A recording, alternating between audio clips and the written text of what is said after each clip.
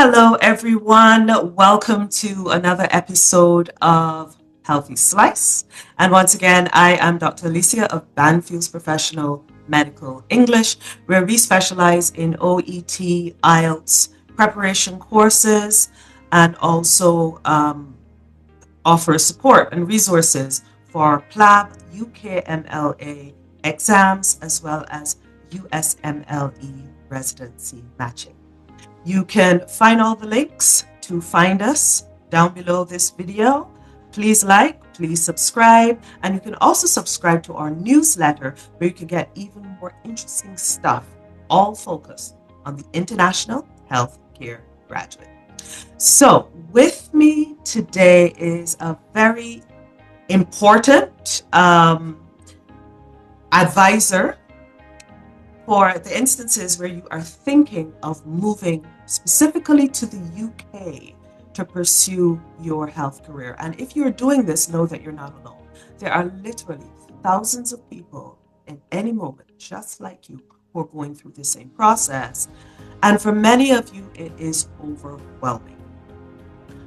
One aspect that is especially overwhelming is the visa immigration process. And it can be so stressful. What exactly is involved in migration to the UK? How is it linked to your job? How long does the process take? How expensive is it? Do you even qualify to get a visa and immigrate to the UK? Joining us today is preeminent senior solicitor, Mr. Bilal Babar, LLB, MBA, of the firm SAB Solicitors. Mr. Babar, or Bilal, as we'll call him today, specializes in UK immigration law, but also advises on family law and sponsor licenses. Hello, Bilal. I will let you at this point take the microphone and introduce yourself to our audience and let them know a bit about your background in this area. Good afternoon and hello everyone, and thank you so much, Dr. Alecia, for having me in your podcast. It is a pleasure here, and I think this is a very important topic, which you have chosen for our meeting today. Reason being, there is a shortage, of foreign doctors and health professionals in this country, and we'll talk about it as we go along. My name is, as you've mentioned, Bilal Babar. I'm a qualified solicitor of England and Wales. I've been practicing immigration law for nearly 2 decades. We are based in Manchester, but we have offices in London and Birmingham. I have a big team of immigration solicitors and qualified caseworkers. And I take pride in this, that, you name any country in the world and we have clients who we cater, who we help in any form or shape. So that would be immigration laws, that would be nationality laws, that would be EU nationals and, related laws as things have changed following Brexit. So I hope, this session your viewers will find very useful as we go along and discuss, their options to immigrate to the UK lawfully, legally, and find themselves opportunity and then eventually settle and find this country their home. Excellent. Now, I'm a firm believer in, well, first of all, I come from a medical background. So case studies. And I am a firm believer in making it personal.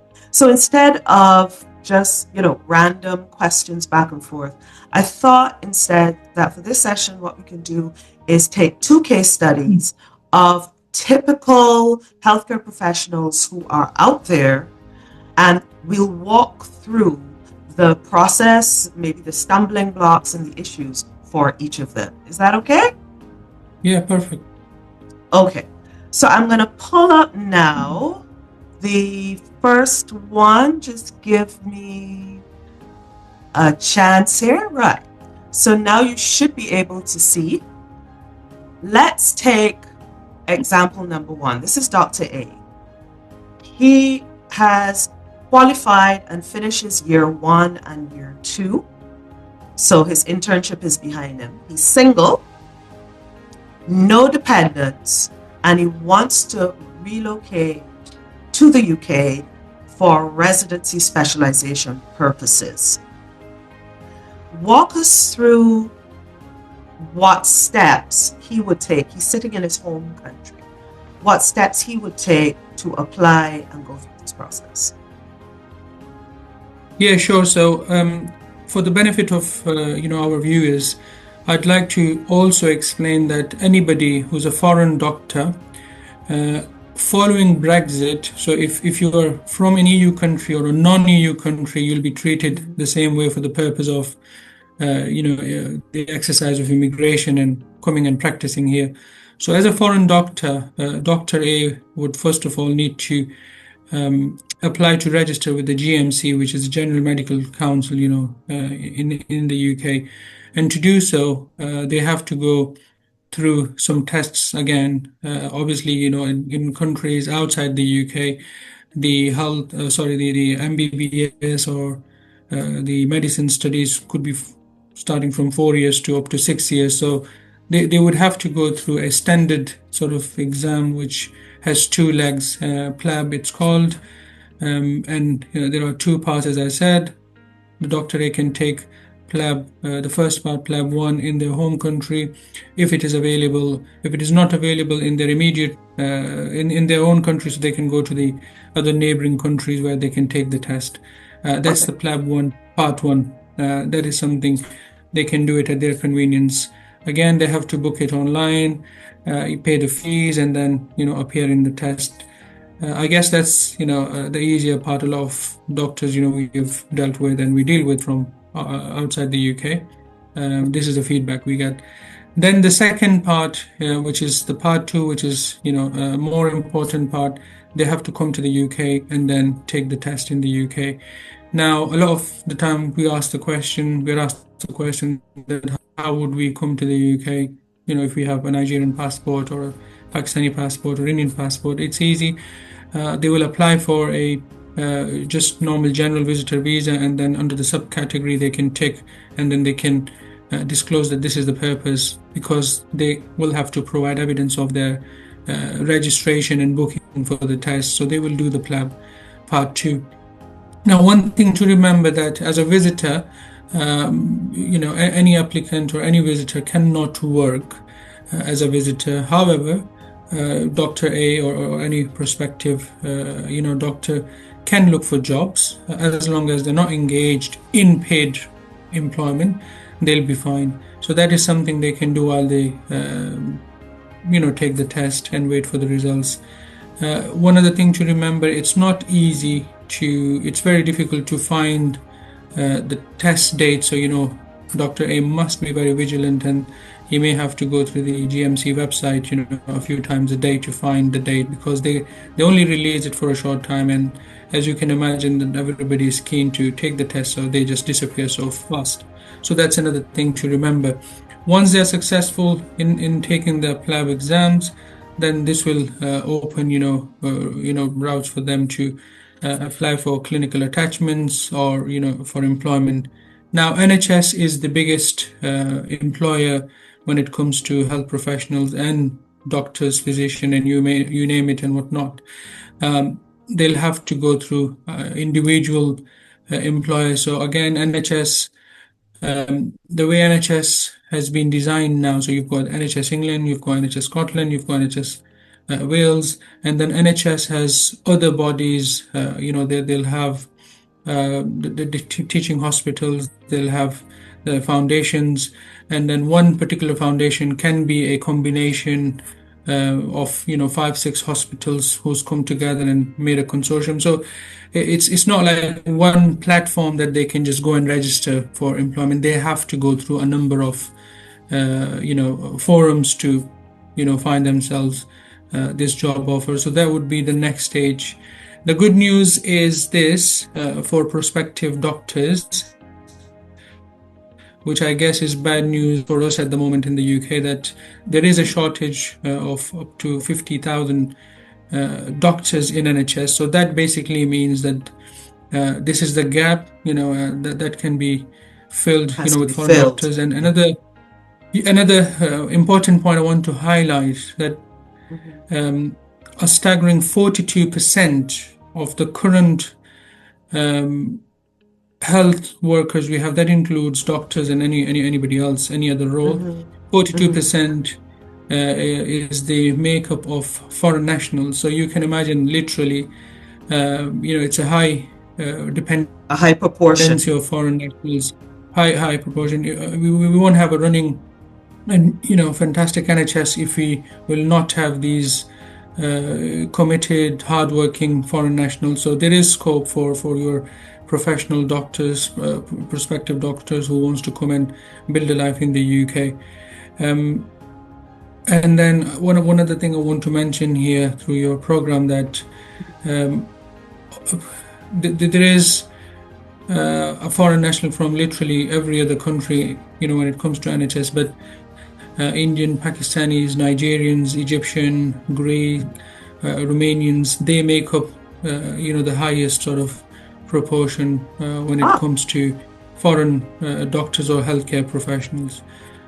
So yeah, once they found themselves an employment offer, Mm-hmm. the trust or the foundation or the employer, NHS employer will offer them a job, a package, a starting package, depending on their experience and qualification. Mm-hmm. Once they've got that offer, then the next stage for them will be to go through the visa process. Now, I mean, a lot of the times the NHS or the employer under the NHS banner, they'll have their own sort of team within the employment department that will help the doctor to go through the visa process. And of course, we also represent, a lot of the trust and hospitals, so we are their sort of dedicated solicitors and we, work Excellent. with them and then do the process for the prospective doctors. So once they've got the job offer, the next stage would be that the trust will have to issue a certificate of sponsorship, which is a virtual document, virtual number, which goes on the Home Office's system. And that is the certificate of sponsorship is the document which is used for the next stage, and that is the visa application itself. Now, another good news is this that I would say literally every NHS body or hospital, if not all, but a decent or a big number of these employers are Home Office approved sponsors for the Mm-hmm. purpose of sponsoring foreign national. And as we've heard earlier, that the reason is very, very clear that literally, nearly half of the staff are foreign nationals. So the hospitals, the trust, the foundation, the after, care is sort of dependent on foreign national health force. So they'll have the sponsorship license and they'll be able to generate that sponsorship certificate for their potential Dr. A in this instance to apply for the visa. So that would be Okay. the process, yeah. So just to, excuse me, just to sum up a few key points at this stage, so they can do their PLAB UKLMA Part 1 in their country, but for Part 2, of course, they have to come to the UK. While they're there, they can search and apply for jobs, but they can't actually work and earn money. Now, this is an important point because they have to budget for housing, transportation, food, and just living in the country while they are studying and doing this. So once they have then completed that and they've applied, they've gone, as you said, on these platforms, on these forums, they've applied and they have secured a sponsor, then they're ready to apply for the visa, to apply for their visa. Is that kind of Correct. like in a So nutshell? Good. correct, yeah. And a couple of other important points which sort of came to my mind. Once here to do their PLAB 2 on a visitor visa, they will not be able to apply for the next visa, which is the skilled worker visa. They have to go back and then apply Ah, in their home country. Now, it's not difficult. We get this question a lot of the time that, oh, why do you have to go back? The reason why they have mhm, to go back is that the visitor is not allowed to switch or extend their visas. as per the immigration rules. So they have to go Yeah, back and yeah, apply from yeah. their home country. One other thing I want to mention is that, I'm sure, that's what you expertise in and that's what you specialize in. So a lot of time we hear this, that how do we prepare for the test? So, people like yourself, specialists like yourself, and, your other associate bodies or agencies, Yeah. they can also help, Dr. A to sort of prepare for the test. And then you can Yeah. also help or other agencies to find them the clinical attachment, the work experience, and then possibly, potentially the employment as well. So this is why we from Banfield's Professional Medical English, we have a partnership with Hive Academy, and we kind of try to cover all of that as well as point people in the direction of of legitimate, genuine, qualified resources, because there are sometimes a lot of Yeah. cowboys and fraudsters out there. Um, our specific at Banfields, our specific step is actually the language requirement for international medical graduates, because in addition to their PLAB Part 1 and Part 2, they have to satisfy their healthcare, their English for healthcare communication requirement, which is a high stakes, high performing exam.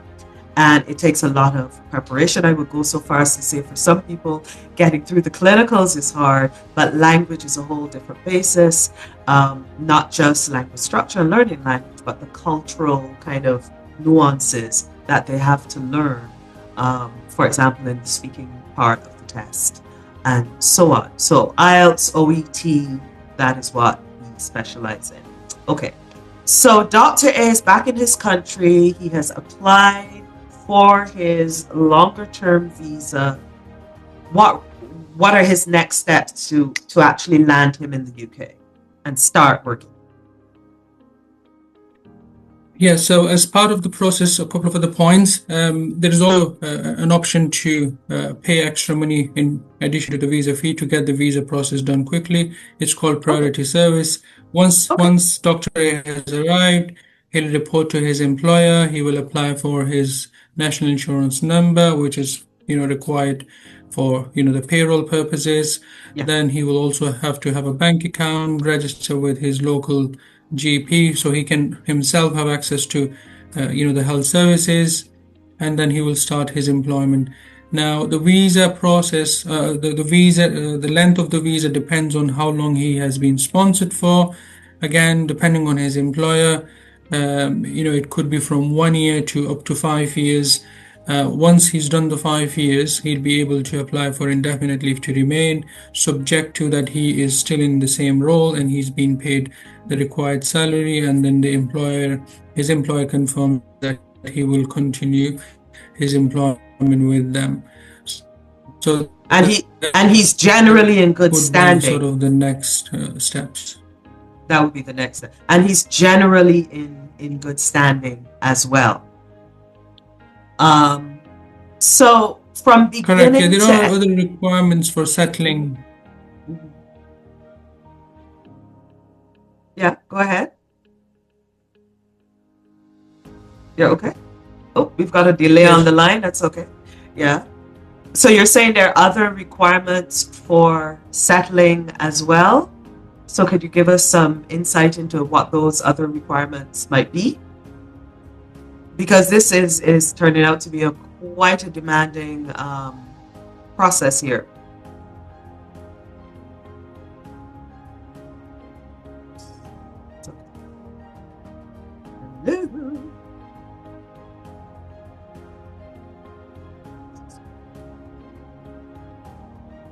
Hello? Hello? Hello? Hello?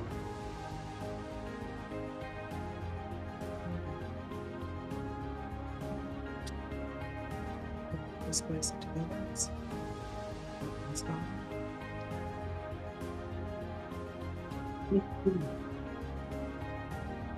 Got disconnected. I think he will join Yeah. again. I will drop him. I will drop Okay. him text. Yeah. No problem. I'll just splice the video together.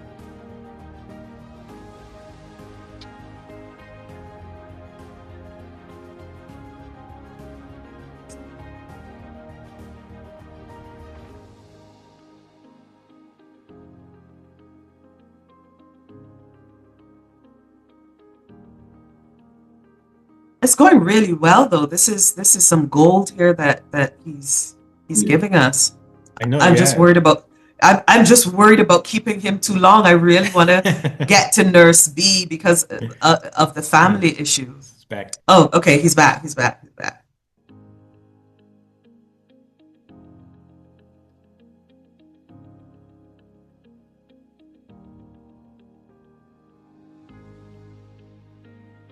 I hate when this thing goes. Ah, here he is. Hello. Hi, Okay. can you hear me? Right, I can hear you now. Yeah. Yeah. Okay. We'll just splice that in the post production We'll pick it and up put from it the together. indefinite leave to remain requirement.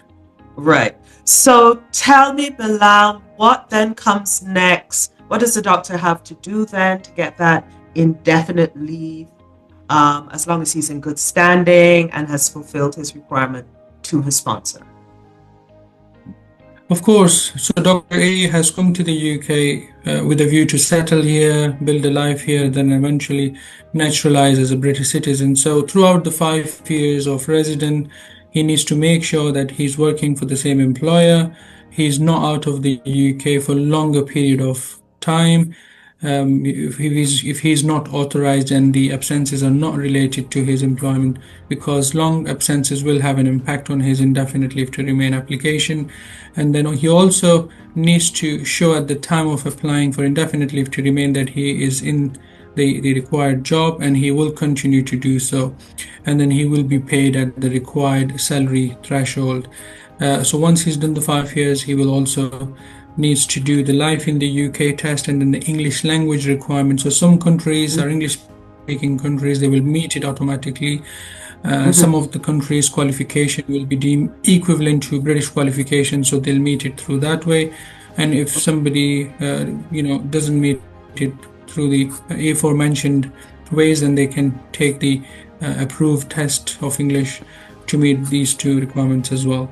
One other thing to remember that the current government, following the pressures from far right, are probably going to change this residential requirement from 5 years to 10 years. Having said that, there is some indication that it may not apply to high skilled people such as doctors. So that is something to bear in mind. So that will be the process for Dr. A.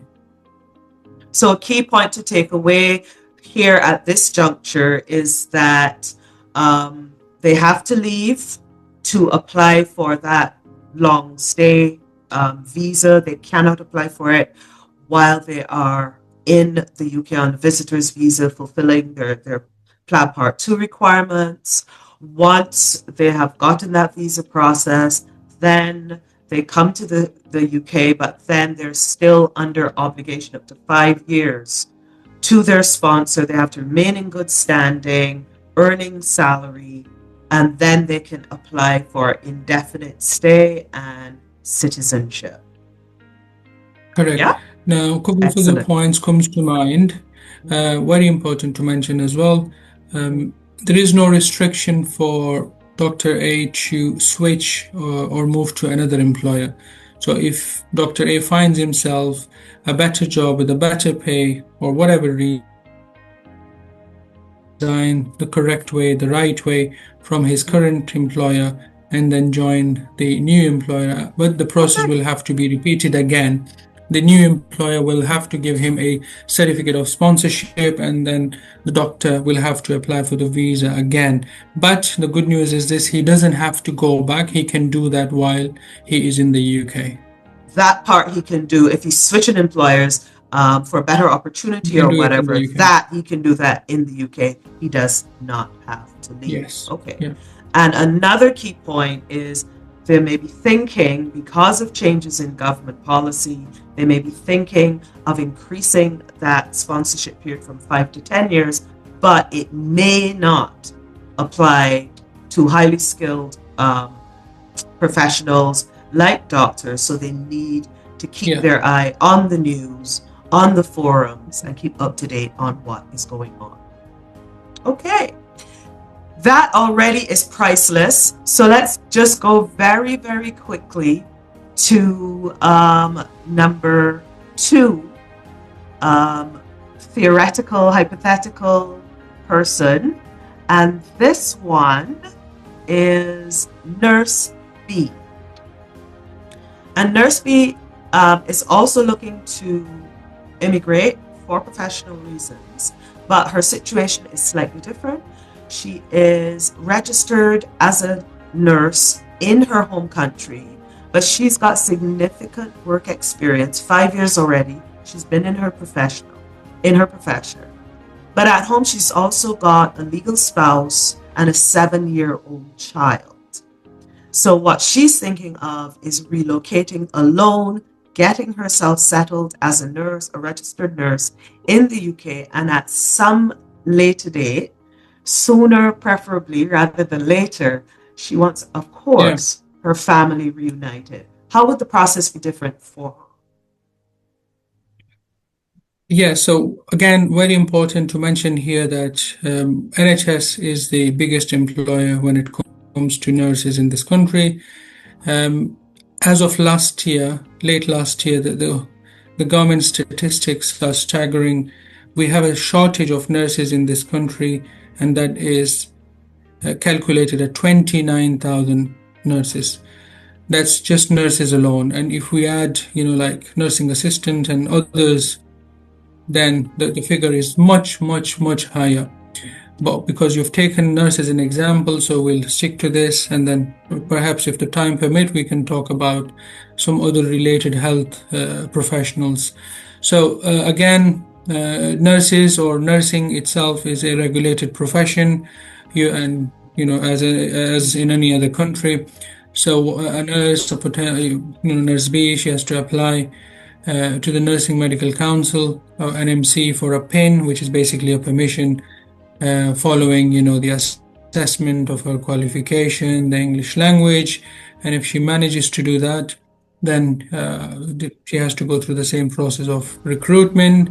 And again, NHS is the biggest employer here. There are private hospitals, private clinics where nurses are required. Other places could be nursing homes, care homes, as in the private sector.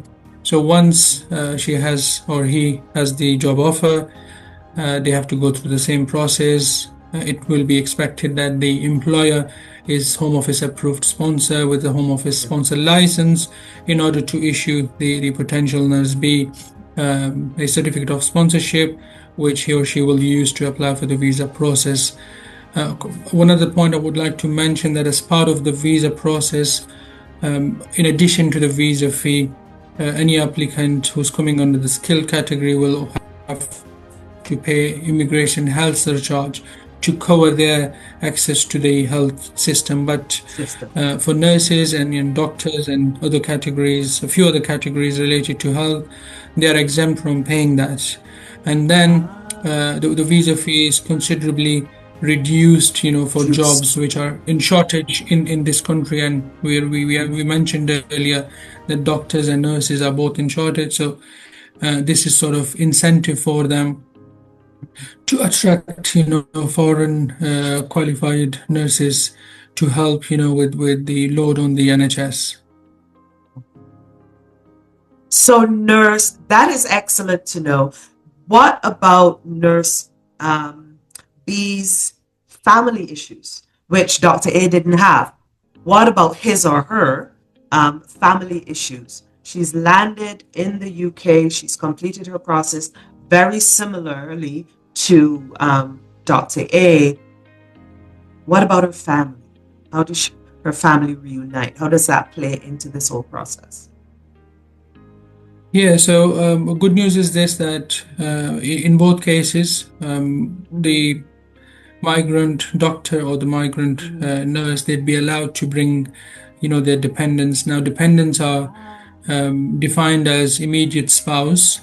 So if it's a man, that would be, the wife, or if it's the other way, vice versa. And then children who are under the age of 18. So they can bring them over and then continue living here.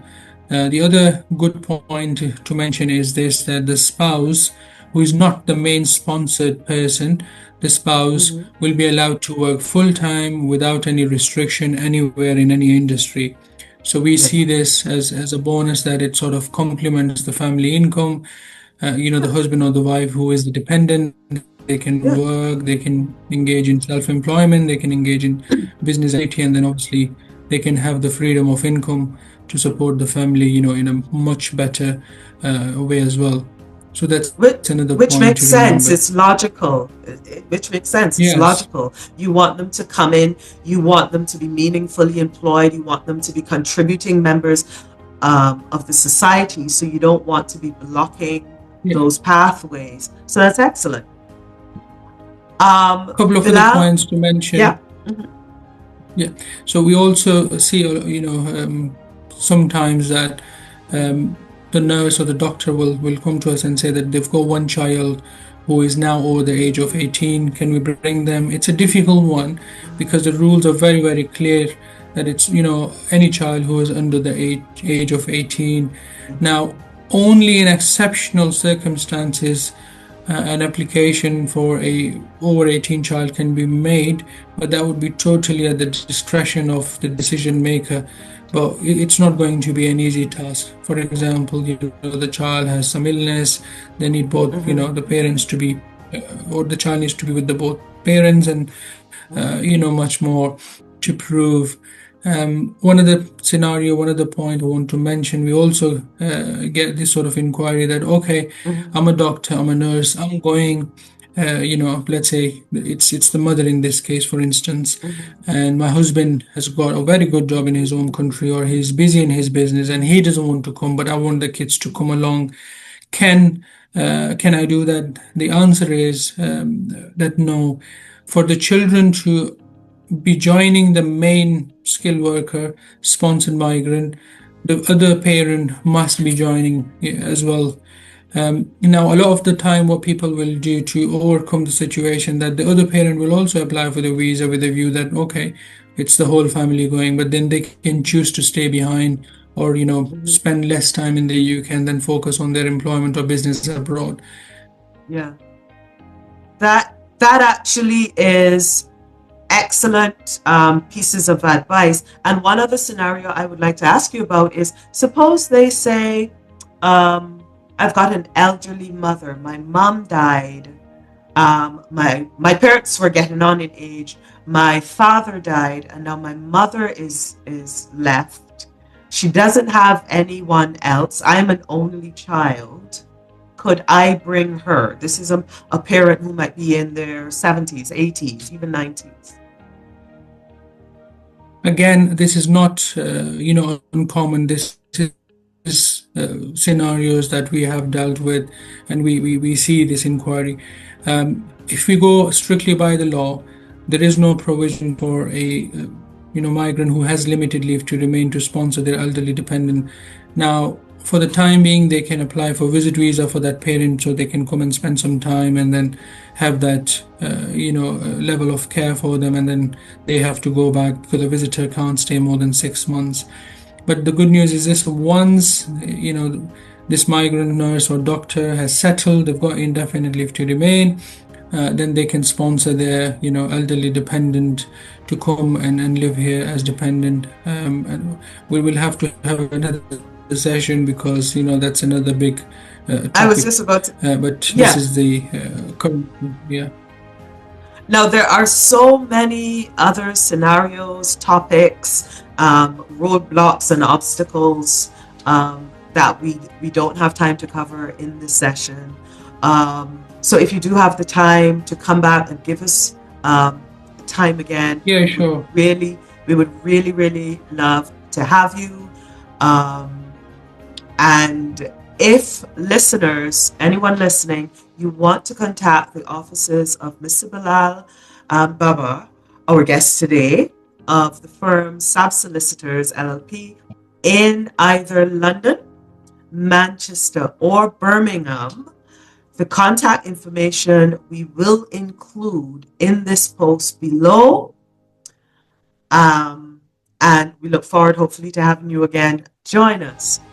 So, listeners, that's it for today. And of course, please remember that Banfield is at promedicalenglish.com. Our website and social links are again also below this post. Please like, please follow, please subscribe to our newsletter for more every month. Thank you very much and goodbye.